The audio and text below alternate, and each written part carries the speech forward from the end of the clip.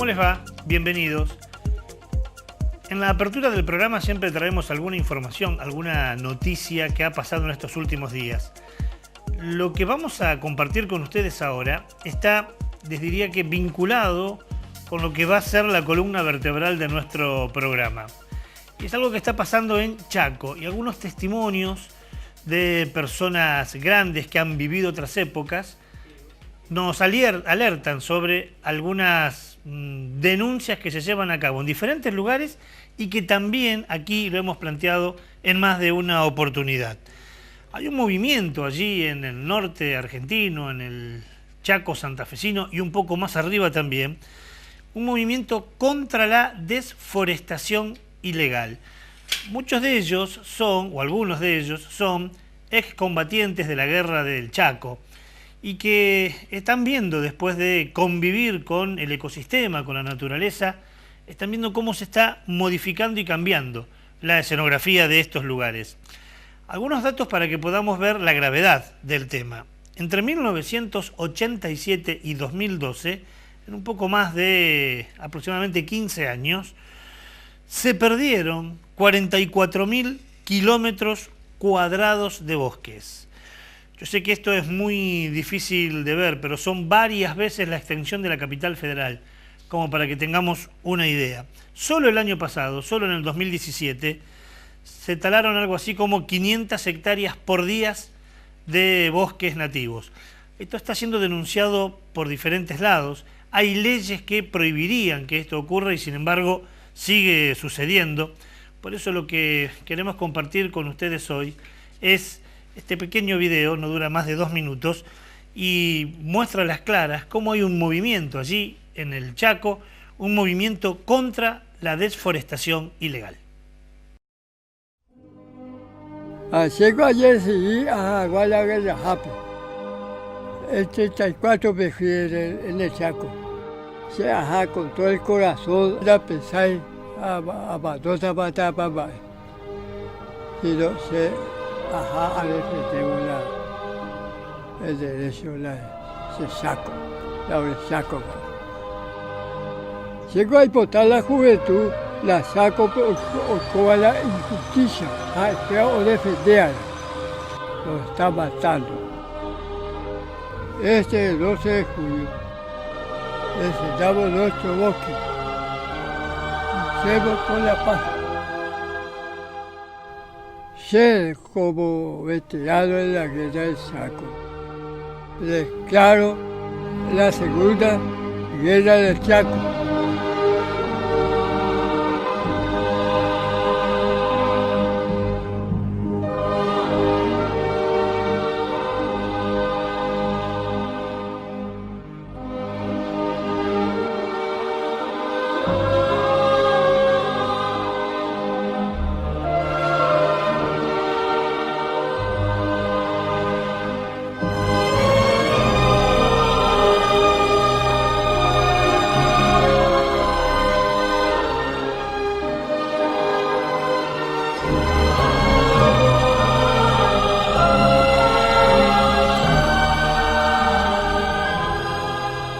Decíamos recién cuando presentábamos la apertura de nuestro programa que lo que presentamos está vinculado con lo que vamos a hablar hoy. Esas imágenes que veíamos recién sobre esa cantidad de superficies donde en algún momento hubo bosques y ya no hay, hablan a las claras de cuánto sufrimos cada uno de nosotros en el cambio climático y en nuestra escenografía. Por eso, más allá de lo terrible de la información, festejamos este movimiento que se está armando desde abajo hacia arriba, que son los movimientos que perduran generalmente cuando así crecen, allí en el Chaco. Y por eso queríamos compartirlo con ustedes. ¿De qué vamos a hablar hoy? Bueno, vamos a hablar de una entrevista y un lujo que nos dimos hace un par de días atrás. Estuvo aquí en Santa Fe el cineasta Fernando Pino Solanas, presentando su último documental, Viaje a los Pueblos Fumigados. Estuvimos hablando en una entrevista exclusiva que conseguimos y le agradecemos muchísimo a los amigos del Cine América, que fueron los gestores para que podamos, alrededor de media hora, poder sentarnos a hablar a solas con Pino Solanas, senador de la Nación, pero reconocido cineasta. Tipo que viene desde hace mucho tiempo trabajando en el cine. Y cuando nosotros hablamos de esta industria cultural, pero también de este espejo de denuncia social, nos preguntamos también qué significa este formato del cine como medio de comunicación, como medio de sociabilización, de transmisión de valores y contravalores. En realidad le sucede al cine, pero podríamos englobar a todos los medios de comunicación social. Pueden servir los medios de comunicación para transmitir valores o para transmitir contravalores. Nos da modelos de referencia, pero también nos da muchas veces estereotipos a imitar, estereotipos que no tienen mucho que ver o que directamente no tienen nada que ver con nuestro modelo cultural. Y seguramente de todos estos medios, el cine puede llegar a ser, nos parece, el de mayor potencial artístico, el de mayor potencial social. ¿Cuántas veces nos hemos preguntado, nosotros como periodistas y ustedes seguramente también, como receptores, como consumidores, si son los medios el vehículo para poder transformar la sociedad, para transformar el status quo?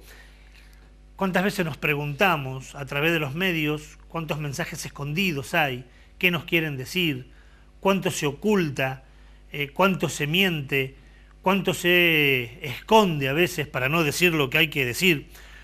¿Cómo aceptamos las imágenes? ¿Cuántos cuestionamos de eso que nos dan en un momento histórico donde medios de comunicación y poder político y poder económico están íntimamente vinculados? ¿Qué influencia tienen en nuestras vidas los mensajes que consumimos? ¿Cómo repercute también en nuestra manera de pensar? ¿Es el cine un vehículo de entretenimiento? Seguramente. Pero también lo puede ser, no necesariamente, pero también puede ser un vehículo de herramienta educativa.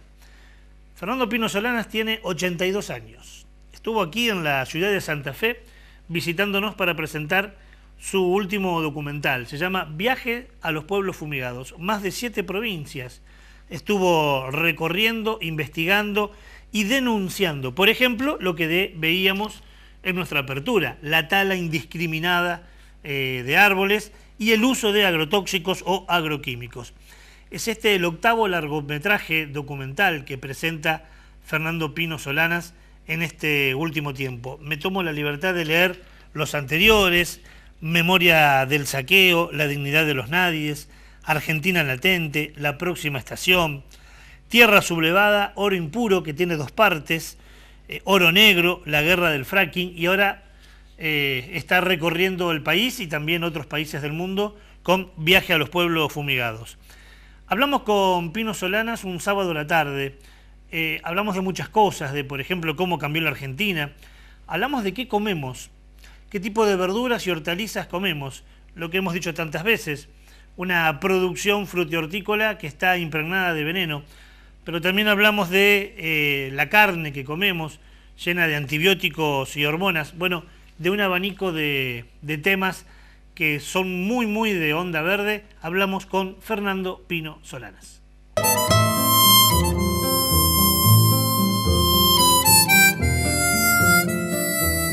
En tu larga historia de documentales, este es el 8º. De documentales largos es el 8º, sí. Sin contar La hora de los hornos. Sí, claro. El 8º de este conjunto o serie o saga que empecé en el año 2000, fin del 2001-2002. Iba a ser una película larga, un poco el esquema que había hecho con La hora de los hornos. Un poco la idea de, por un lado, explicarle a la generación que venía qué diablos había pasado, qué catástrofe. No se explicaban los pibes. Yo tengo hijos grandes y amigos de mis hijos. Te preguntaban eso, ¿cómo es posible esto? Si tenemos que el 2001-2002, Argentina tuvo la tasa de desocupación más grande de su época contemporánea. Y además ustedes se recuerdan desnutridos y la crisis y los bonos. Y el que se vayan todos. Pero después empecé a recorrer el país y el tema daba para mucho y por supuesto era imposible reducirlo a una sola película. Entonces de ahí nació la memoria del saqueo, explicar los años 90, la dignidad de los nadies, cómo se defendieron las víctimas de los años 90. Y después vinieron 2 películas que tocan un poco el tema industrial o tecnológico, Argentina Latente, y la película de los trenes, La próxima estación. Y después vinieron una serie de películas dedicadas a la minería. La primera fue la película Tierra Sublevada, Oro Impuro, la minería metalífera de altura, con cianuro, y después hice Oro Negro, y la guerra del fracking.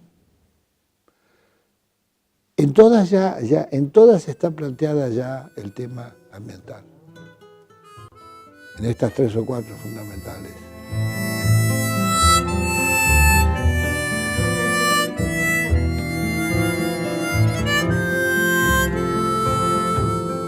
Nosotros decimos que nos parece que la cuestión socioambiental, como se dice ahora, ¿no? Es la nueva grieta por donde se manifiesta el poder, la impunidad. Ahí es un combo, ¿no? Porque nos enferman, pero además nos sacan las riquezas. Bueno, sí. En principio porque son temas que no han estado en la base de la formación educacional y cultural argentina, el cuidado del medio ambiente. Yo me acuerdo que en el año 72 o 71, cuando lo filmamos a Perón en Madrid, en algunas conversaciones de pronto Perón salía con el tema ambiental y nosotros lo interpretábamos como el tema ambiental, que tiene que ver, nosotros estábamos hablando de cosas importantes. Había presos políticos, ¿me entiendes? Claro. Acá el viejo nos está embromando nosotros con esto, no quiere hablar de estos temas que nosotros queríamos hablar. No teníamos ninguna remota conciencia de la tragedia que venía sobre el planeta Tierra.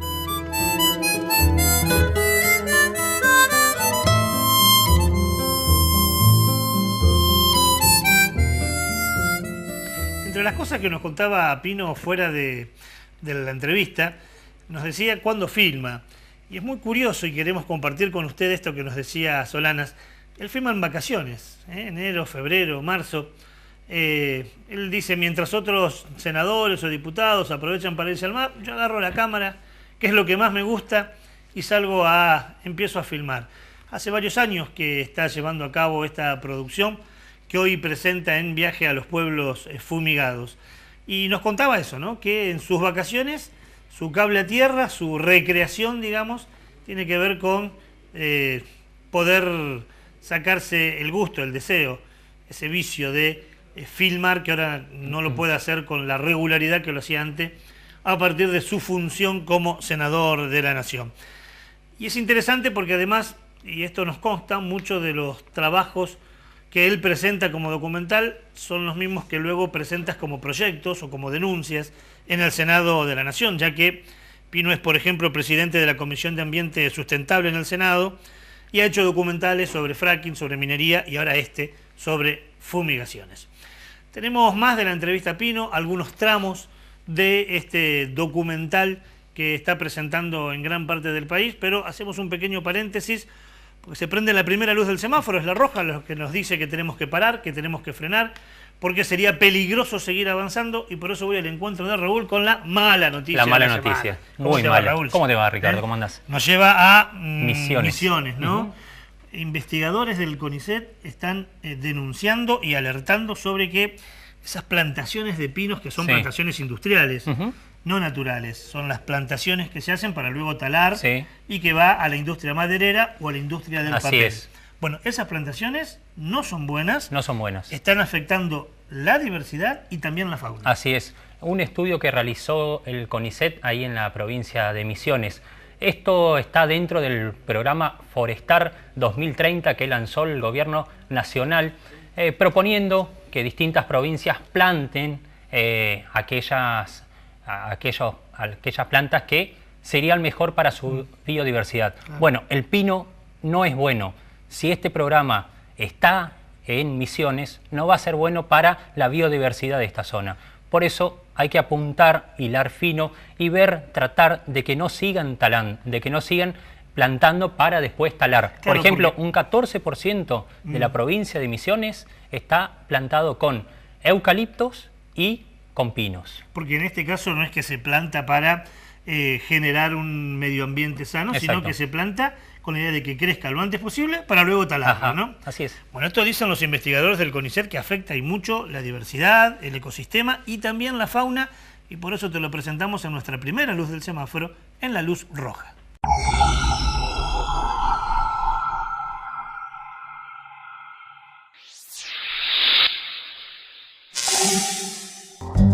El estudio del Instituto de Biología Subtropical de Puerto Iguazú comparó los grupos de animales en bosques de pinos y verificó una disminución en la biodiversidad.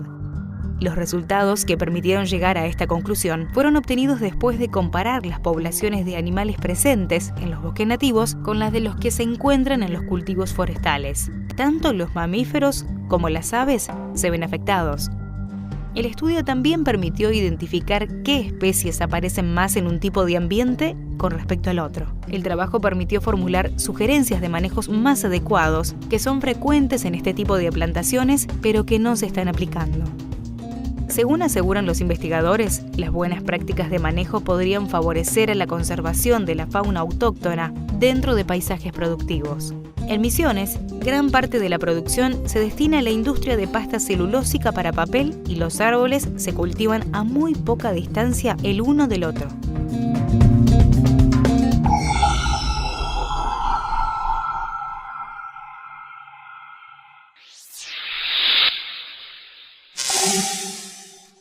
Bueno, es peligroso por donde se lo vea, no es conveniente, solo apunta a una cuestión de rentabilidad y no del medio ambiente. Y esto está vinculado con algo que también hemos hablado en más de una oportunidad y el programa de hoy de alguna manera también lo abarca, que es el extractivismo, ¿no? Exacto. Esperemos que estas 400.000 hectáreas o el 14% de la provincia que está plantada con pinos y eucaliptos cese, quede ahí. Si se planta, que sean plantaciones autóctonas en este programa Forestar 2030 que incentiva el Ministerio de Desarrollo de tanto de Misiones como de la Nación, para que estas plantaciones, digamos, tengan un sentido. Claro, no sean que no sean para luego ser taladas, obviamente, sino que sean para poder generar un ecosistema mucho más saludable. Así es. ¿No?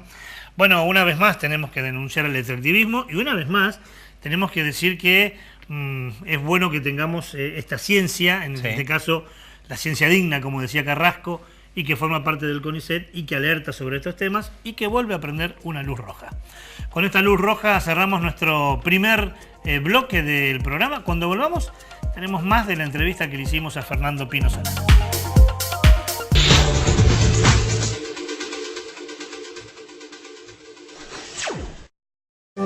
Ya salió el nuevo libro de Ricardo Cerrulla, Quijotes, Rebeldes y Soñadores, las valientes resistencias frente al agronegocio, la minería a cielo abierto y el poder económico en la Argentina. Quijotes, Rebeldes y Soñadores. Encontralo en las librerías de Santa Fe o pedilas a quijotesrebeldes@gmail.com.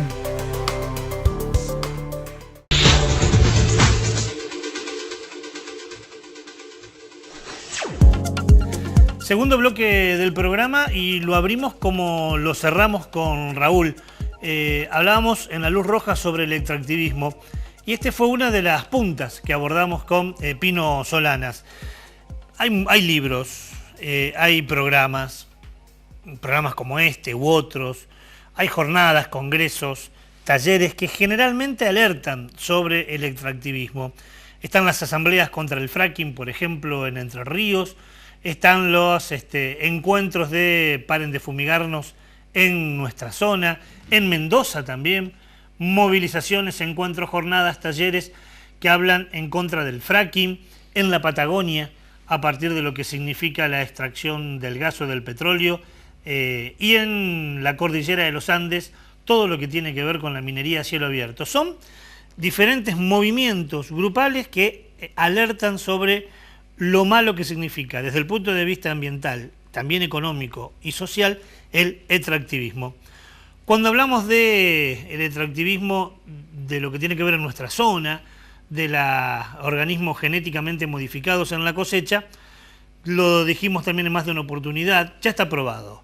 Universidades, el CONICET, hasta la Organización Mundial de la Salud ha planteado, por ejemplo, que el glifosato es potencialmente cancerígeno. Y ante esta sola recomendación, debiera primar aquel principio precautorio que plantea el derecho, que cuando hay solo una sospecha de que algo pueda afectar a la salud, hay que parar la producción hasta que estemos seguros que eso sea benévolo o no lo sea.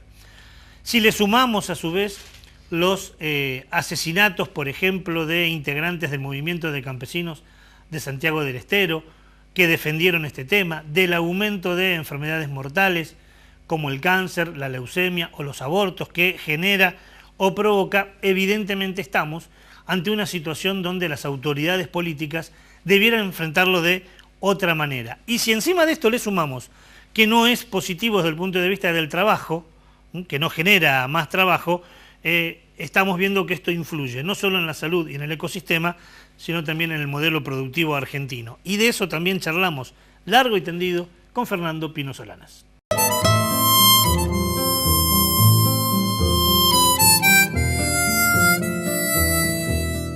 ¿En la gente aparece esta preocupación? ¿Hay un cambio, así como decía Perón, lo decía en el 70? ¿Hoy la gente está más informada sobre estos temas, más preocupada? Bueno, comienza, muy poquito, comienza y, por supuesto, mucho más que lo que estaba 10, 15 años atrás. Es decir, la labor en general del movimiento llamado ambientalista y las asambleas, todo eso y los daños que vino causando todo este tipo de economía extractivista, etcétera, bueno, todo eso está instalando, pero la batalla está lejos de haber sido ganada. Todavía no ha ganado el espacio en los grandes medios de comunicación. Los grandes medios de comunicación son cómplices de este modelo y de este desastre. Todavía en la Argentina el 90% de su energía la produce con energías fósiles. Quemamos gas para producir electricidad. Uruguay produce hoy el 73 o 74% de su electricidad con energía, la mezcla de la eólica con la fotovoltaica. Y piensa llegar al 90 pronto. Son políticas. Estamos gobernados por una camarilla de ignorantes, ¿me entiendes? Que hablan con un lenguaje presuntamente culto y evangélico. ¿Me entiendes? No, yo digo que es el más refinado cinismo que yo conocí en la política contemporánea argentina. Te iba a decir, no son solo ignorantes, ¿no? No, cinismo. No. Señores ministros, que cada uno tiene, o la mayor parte tienen sociedades offshore para evadir impuestos, que defienden que sacan su fortuna afuera y la dejan afuera, cuando por ser ministros deberían dar ejemplaridad, ¿no es cierto? Y empezar a generar confianza en la población de que hay que invertir acá en la Argentina. Y cuando el presidente de la República defiende a ellos porque él es el principal evasor. ¿No? Yo creo que estamos gobernados por una camarilla inmoral y muy dañina, porque toma el aparato del Estado como el territorio para hacer sus propios negocios. Y en eso hay en el fondo una suerte de sobreestimación o sublimación de su rol en la Argentina, porque vienen a acabar con la corrupción y con el autoritarismo, ¿me entiendes? Sí. Y con la defensa de la República. Son el ejemplo más cabal de la posverdad.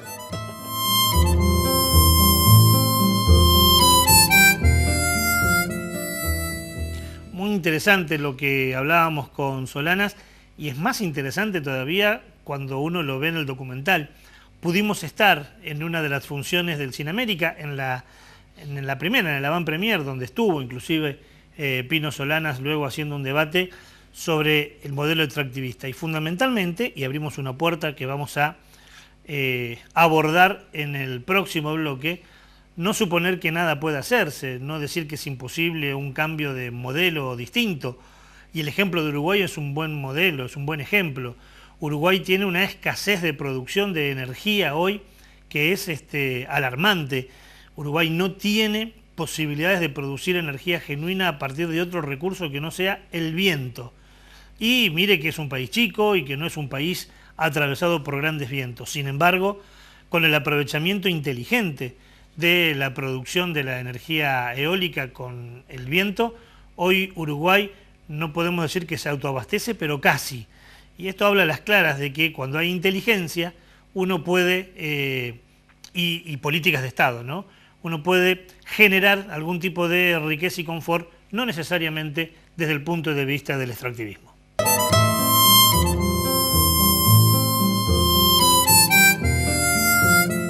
En realidad, estamos en la era del calentamiento global, que es una era trágica, porque los fenómenos climáticos y las catástrofes que va a producir el calentamiento global, el hombre no las puede gobernar.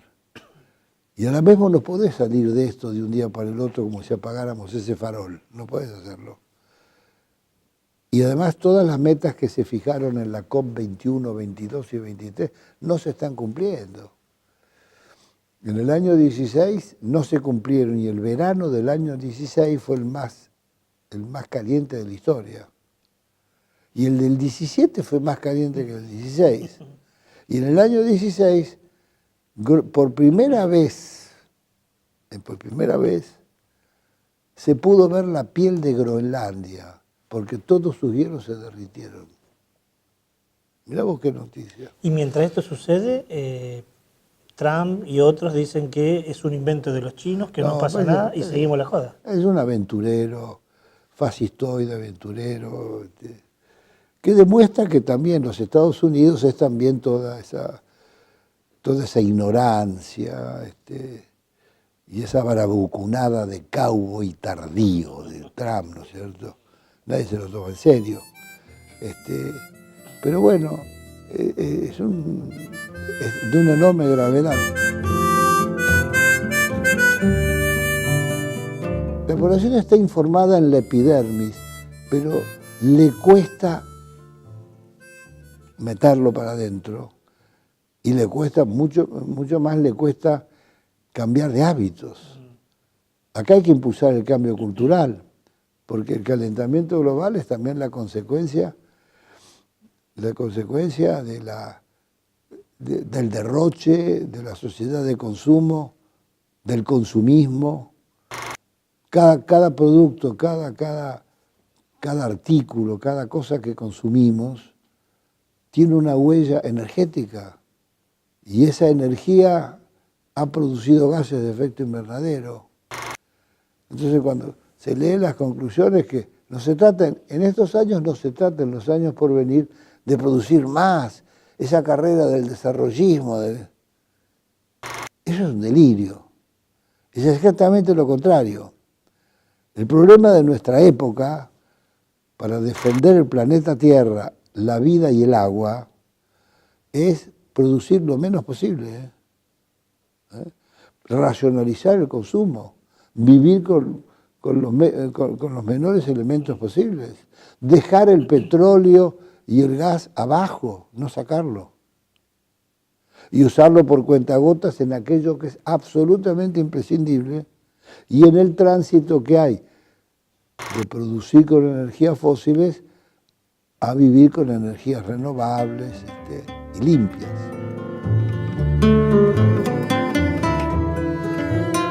El plan energético del gobierno es absolutamente contrario a lo que se debería hacer. Es una verdadera provocación esto. Y entonces no hay que asombrarse que el año pasado cientos de pueblos de la Pampa húmeda se inundaron y tuvieron más de 1 metro adentro, que nunca se habían inundado.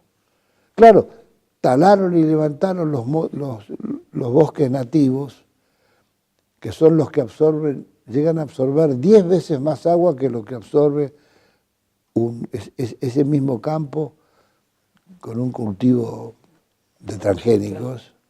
Bueno, entonces todo entre el cambio climático y que las defensas contra las grandes lluvias, etcétera, fueron levantadas, en este caso los bosques, provocó esa catástrofe.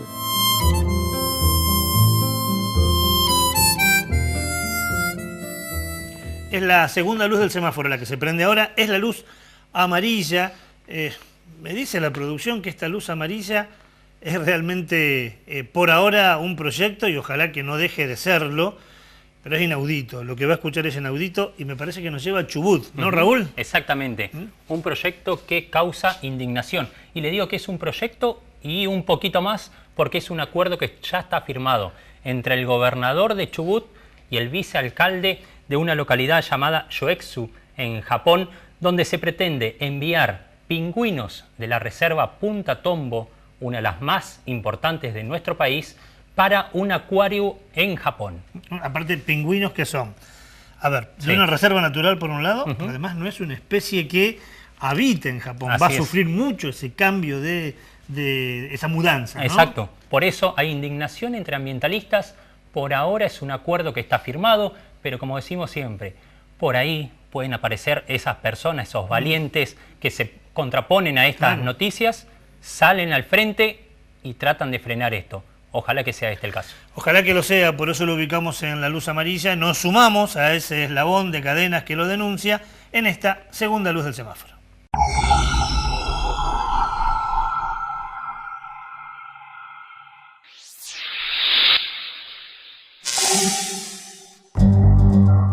Un acuario centrado en la protección del pingüino de Magallanes inaugurará este año en Yoetsu. Este lugar pasó en 25 años de tener 50 a 120 especímenes. Destinará un espacio a los ejemplares que nidifican y se reproducen en el área natural protegida de Punta Tombo, mediante un acuerdo firmado con Chubut. Ambas partes acordaron colaborar en la investigación, el desarrollo de actividades e intercambio de tecnología para la conservación de los pingüinos de Magallanes. El convenio fue firmado por el gobernador Arcioni y el vicealcalde de Yoetsu en la propia Casa de Gobierno de la provincia. Arcioni afirmó estar agradecido por la visita de las personalidades asiáticas. Entre septiembre y abril, los pingüinos llegarán a Punta Tombo para aparearse, incubar los huevos y alimentar a sus crías. Punta Tombo representa un lugar importante de protección de pingüinos.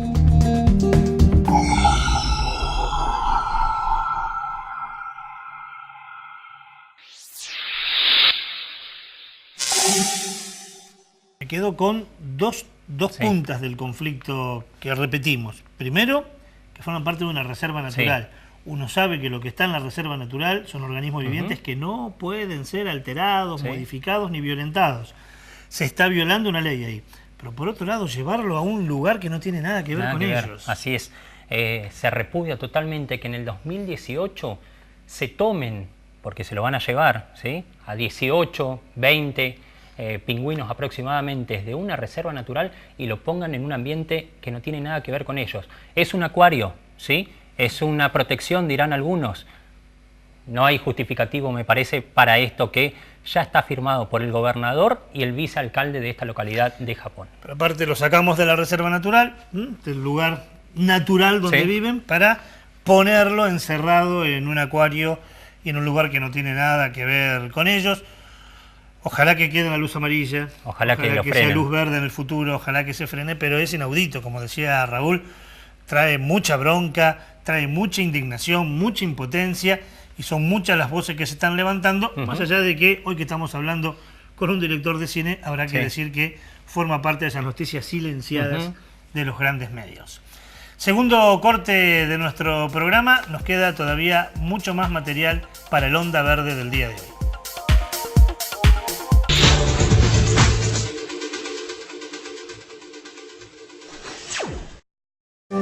Ya salió el nuevo libro de Ricardo Serrulla, Quijotes, Rebeldes y Soñadores, las valientes resistencias frente al agronegocio, la minería a cielo abierto y el poder económico en la Argentina. Quijotes, Rebeldes y Soñadores. Encontralo en las librerías de Santa Fe o pedilas a quijotesrebeldes@gmail.com.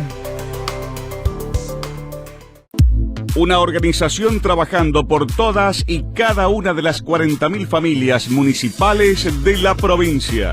FESTRAM, la fuerza organizada de los trabajadores municipales y comunales de la provincia de Santa Fe.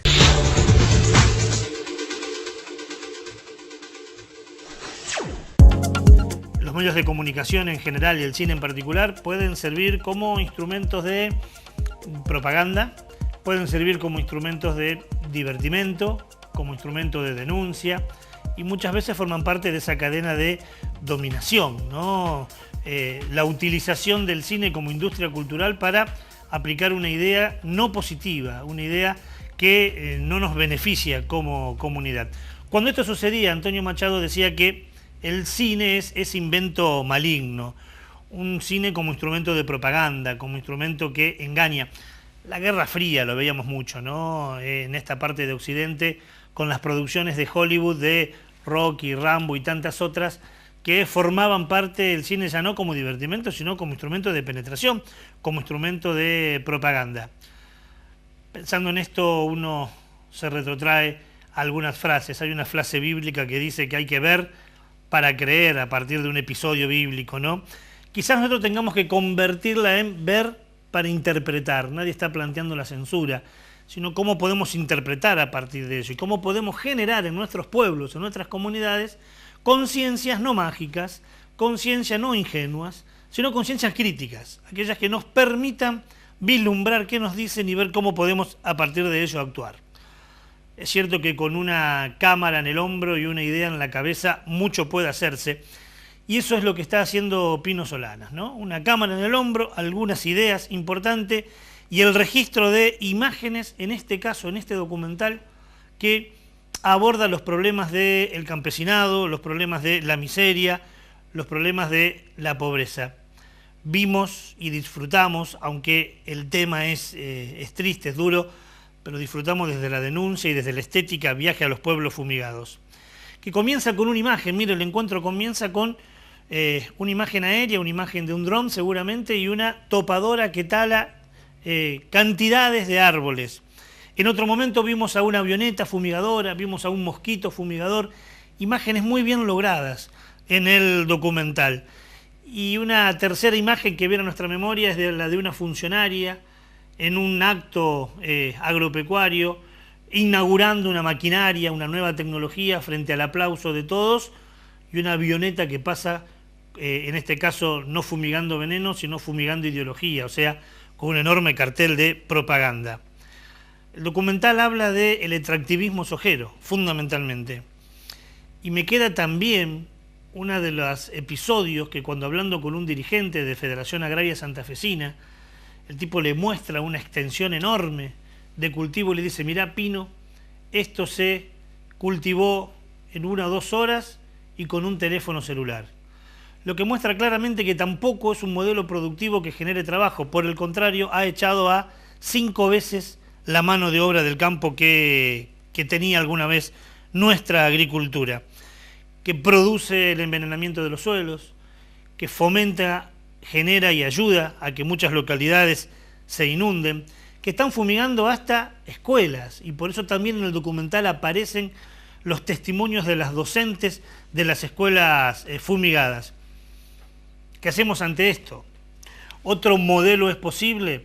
Nosotros le hemos dicho muchas veces que sí, el documental también lo dice, aunque coincidimos con Pino que no puede ser de hoy para mañana, que hay que esperar, que hoy gran parte de las arcas del Estado viven a partir de este emprendimiento, pero hay ejemplos posibles, y uno de ellos está acá cerca, en Guadalupe Norte, yendo para la Reconquista, se llama Naturaleza Viva, y allí están generando una producción absolutamente sustentable, que también aparece en el documental, y que con esto también hablamos con Pino Solanas.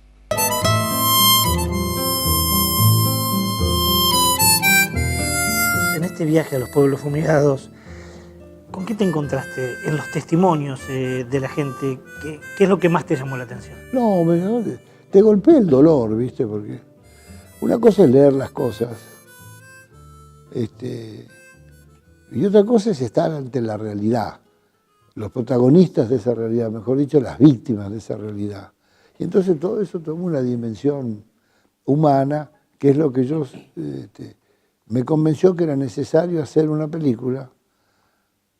Ya se habían escrito varios libros y todas estas cosas, que era necesario hacerlo porque no hay nada como el cine para transmitir. Bueno, el cine son pedazos de vida que se siguen reproduciendo. Lo que filmaste hoy dentro de 100 años va a ser la misma escena y va a tener la misma emoción.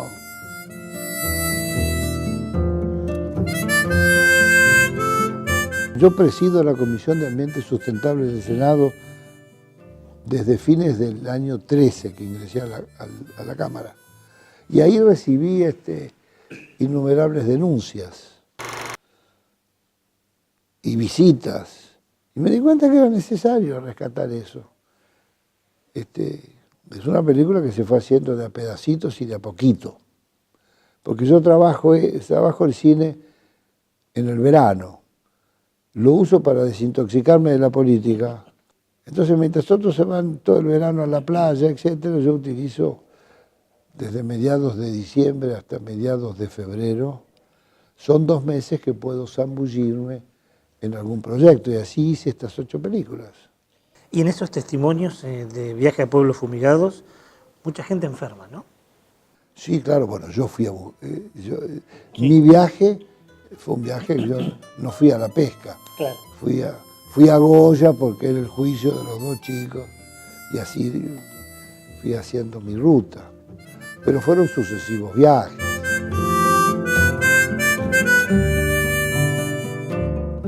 Hay un divorcio entre el sufrimiento de la gente, eso que vos decías, y las políticas, ¿no? De localidades chicas, donde el intendente tiene el hijo viviendo ahí. No, totalmente. Y lo niega o lo oculta.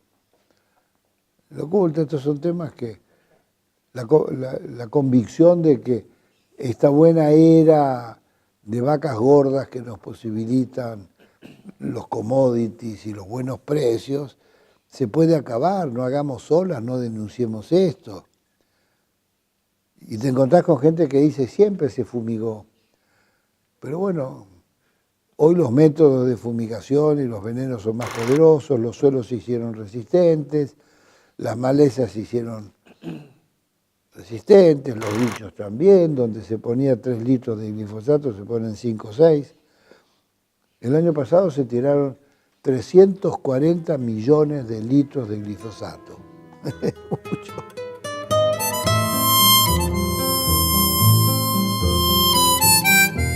No todo está perdido porque en la película también aparecen experiencias de agroecología, naturaleza viva y otras que además de plantear una alternativa, dicen ciertamente que es posible otro modelo de producción. No, por supuesto, eso está demostrado, no dicen, está demostrado. Vos tocaste el caso de naturaleza viva, que es muy ejemplar, porque es una granja, diría que es una granja escuela o granja modelo. Vienen europeos, egresados de agricultura, en fin, de varios países europeos. Cuando yo lo visité, habían 2 italianos, y en general son o jóvenes ingenieros agrónomos o que están estudiando. Y siempre hay 15 a 20 chicos ahí, muchachos, que trabajan 1 o 2 meses en una suerte de seminario. Es una experiencia muy notable la de esa granja, pero me contaba Irmina Véniga, Sí. que ella es la que dirige un poco así la parte comercial. Todas las mañanas la camioneta de ellos sale cargada de productos, porque producen de todo, desde varios cereales. Tienen vacas y cerdos. Con los excrementos de las vacas y cerdos producen gas. Sí. Y a la vez producen, tienen su pequeño tambo, ese pequeño tambo, producen queso. 10 litros de leche hace 1 kilo de queso. Transportar entonces 1 kilo en queso es mejor que transportar 10 kilos de leche, es menos combustible. Está todo pensado así. Es el reciclaje. Todo es la teoría del círculo. En la naturaleza todo tiene su círculo y va generando también su propia energía. Es increíble. Y tienen huerta, tienen hortalizas, tienen frutales, tienen aves de corral, tienen aceite de girasol. Y contaba Irmina, ¿a dónde va esto, Irmina? Bueno, va para distintos destinos. Bueno, nosotros participamos, se ha ido creando una red de 700 productores orgánicos. Una de las redes, que intercambiamos diversos productos. ¿Me entiendes? Unos hacen tales cosas, otros hacen otras, etc. Muy interesante. Argentina tiene que encontrar su destino en la ecoagricultura. Hoy en día el mundo está buscando de más en más demanda de alimento sano y natural. Y las experiencias son extraordinarias, las experiencias que hay en Europa, las experiencias que hay en Australia, que hay en Canadá, que hay en los Estados Unidos. Nosotros tenemos que ir a un perfil de volver a recuperar lo que fue la tierra más fértil del mundo, hoy agonizante. Ahí uno ve las nubes de polvo al primer viento que se levanta, acá al norte de Santa Fe, Santiago del Estero. Lamentable. Producir carne a pasturas naturales y producir cereales y todo tipo de alimentos naturales. Y hacernos fuertes en el mundo con una marca argentina que sea alimento, que signifique o sea sinónimo de alimento natural y orgánico. Ecoagricultura integral, como diría el Papa Francisco.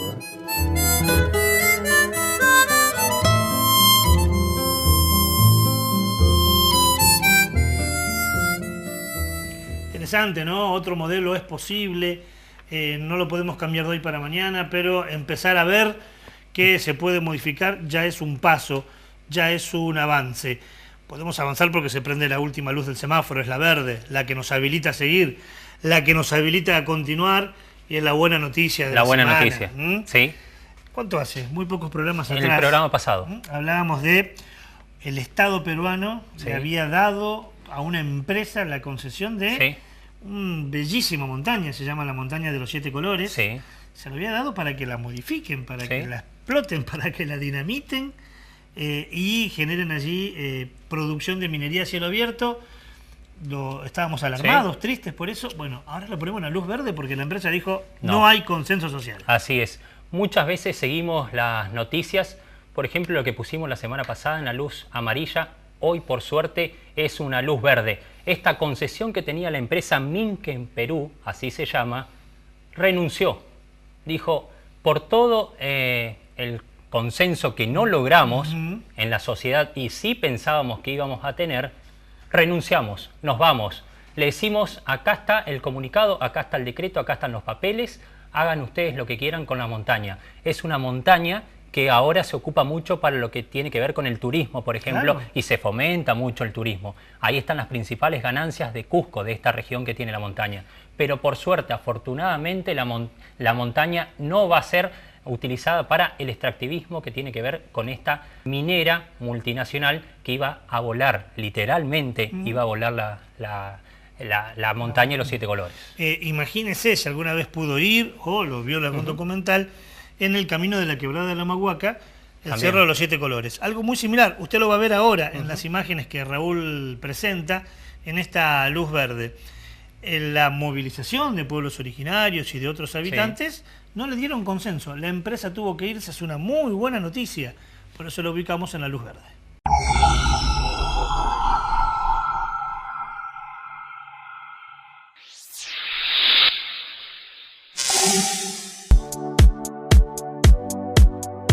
El gobernador regional de Cusco recibió un documento de la empresa minera Minques Perú SAC, en la que deciden renunciar a la concesión de montaña de 7 colores tras el rechazo e indignación que causó la noticia. A través de una carta, Minkes Perú SAC puso a su disposición los terrenos que habían sido asignados para la exploración minera. La empresa señala que su decisión de devolver la concesión de la montaña de 7 colores responde a su compromiso de presentación de los espacios culturales y turísticos que representa a Uzangate y Cusco. Según informó la ONG Cooperación, la montaña de 7 colores fue concesionada por Ingemet, a favor de la empresa minera Minkes Perú. La actividad estaba avalada por la resolución de presidencia número 042 de 2018 en el territorio propuesto como área de conservación regional a Uzangate.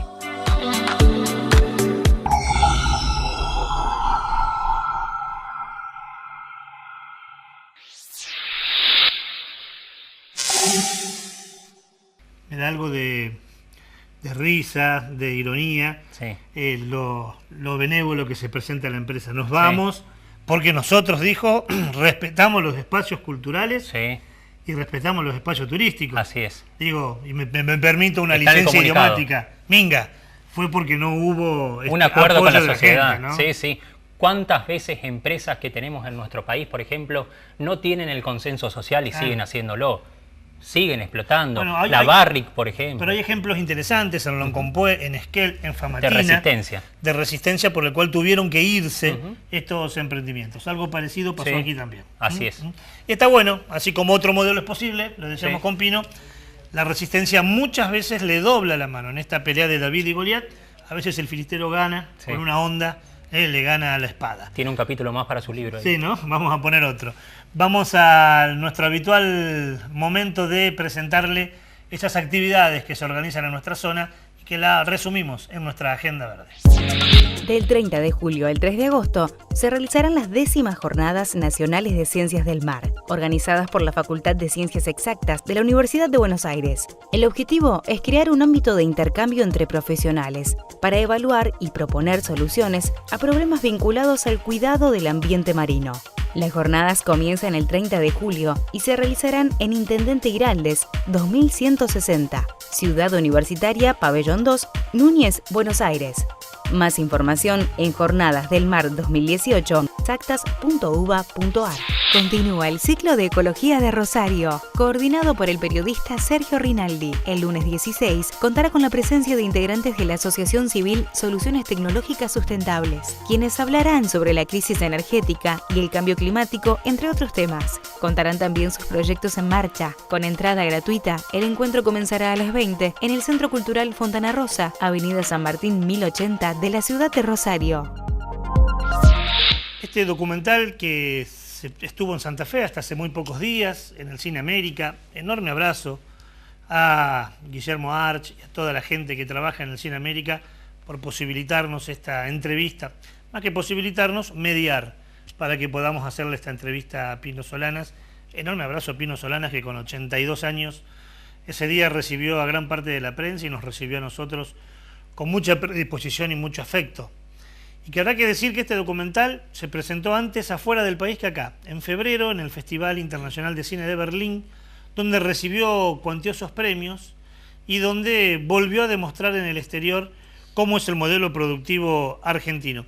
Y que llega a Berlín justo cuando en Europa, en febrero, se estaba discutiendo el tema de agrotóxicos sí, agrotóxicos no, la utilización de los químicos en países que ya le han cerrado las fronteras a los productos que van fundamentalmente de Argentina, de Brasil, de Uruguay, y que son modelos, que son productos genéticamente modificados. Bueno, llega a Europa justo cuando, llega a Berlín, justo cuando en Europa se está debatiendo este tema. Y llega en la Argentina, habrá que decirlo también, cuando en varias localidades, en Córdoba, en la provincia de Córdoba, en la provincia de Santa Fe, en la provincia de Entre Ríos, también se discute sobre este modelo e inclusive algunas legislaturas empiezan a decir no se puede usar, por ejemplo, el glifosato en el ejido urbano, se empieza a extender la frontera entre el campo y las ciudades para que se pueda fumigar,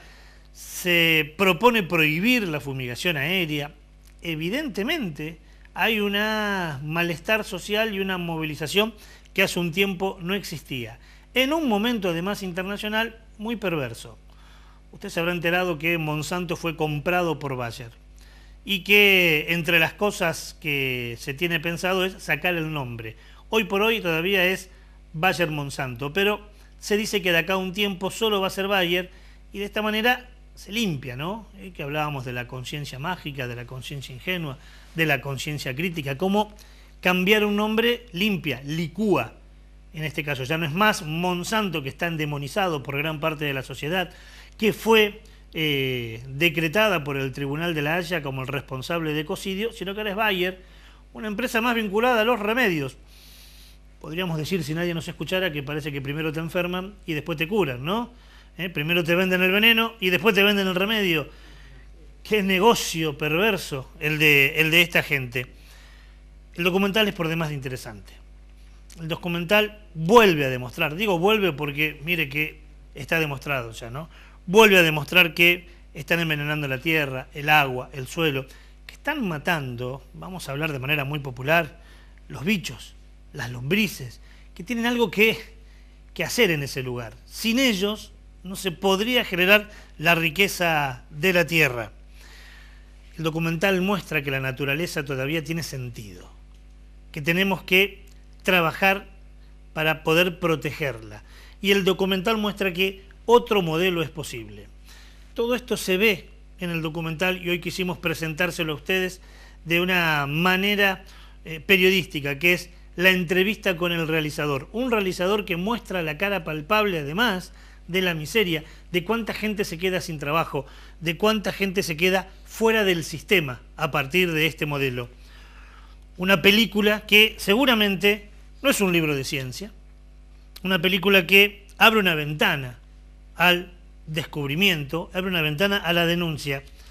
Como bien se ha dicho en más de una oportunidad, abre algunas cosas que el hombre urbano, el hombre de la ciudad, no conoce. Y como nos dijo el mismo Pino Solana en parte de la entrevista, hoy se compra por los ojos. Así que aquella frutilla que usted ve tan roja, tan brillante, esa manzana lustrada, guarda. Parecen más manzanas o frutillas de laboratorios. Esa lechuga bien verde, brillosa, guarda. No son las más recomendadas para consumir. Son aquellas que forman parte de este experimento que nos hace meter todo, la comida y la ideología, por los ojos.